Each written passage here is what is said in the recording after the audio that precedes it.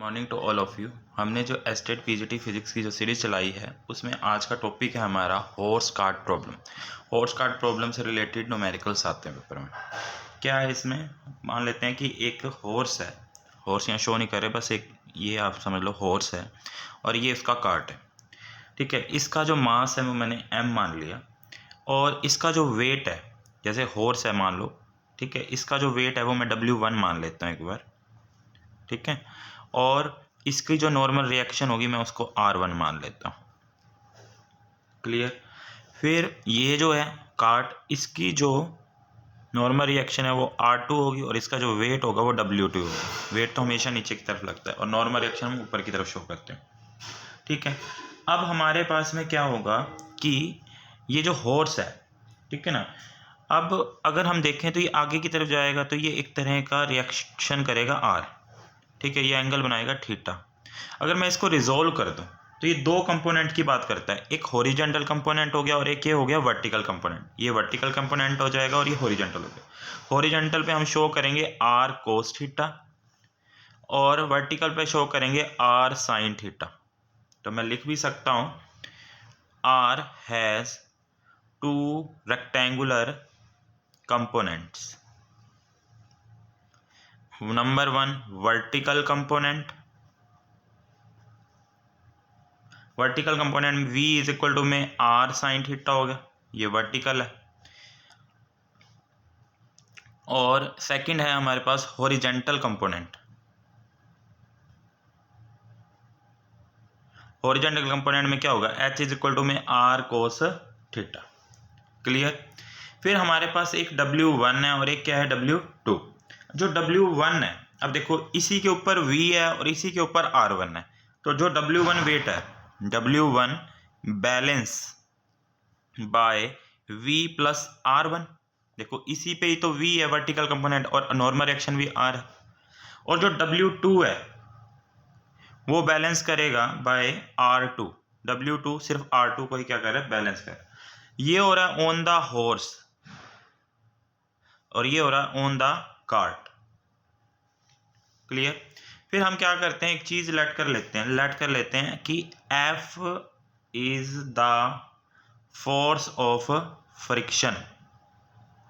आपको पता है कि कोई भी चीज रोड पे चलती है तो वहां पर कोई ना कोई फ्रिक्शन होता है जिसकी वजह से क्या है, कोई चीज चलती है। ठीक है ना। अब एक और बात ध्यान रखनी है हमने, एक होती है टेंशन। अब आपको पता है कि जब हॉर्स इसको खींचेगा तो ये जो होगी ना वो क्या हो जाएगी, इसमें टेंशन आ जाएगी, इसमें रोप में। तो ये टेंशन लगाएगा इस तरफ और हॉर्स लगा रहा होगा इस तरफ, और दोनों ही क्या हो जाती हैं, बैलेंस हो जाती हैं।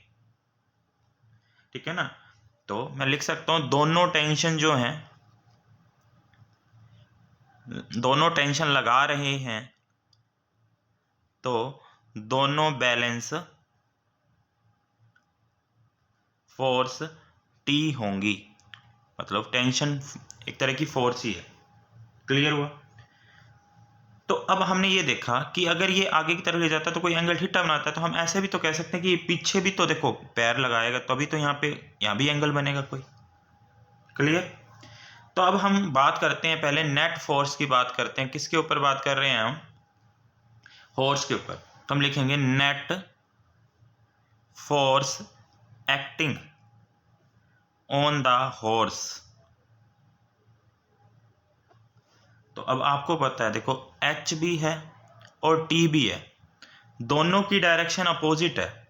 देखो है तो फोर्स की बात ही कर रहे हैं दोनों की।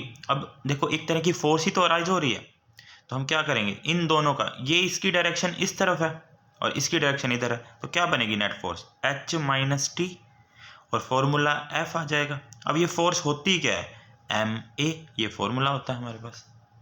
क्लियर। इसको हम एक बार 1 मान लेते हैं।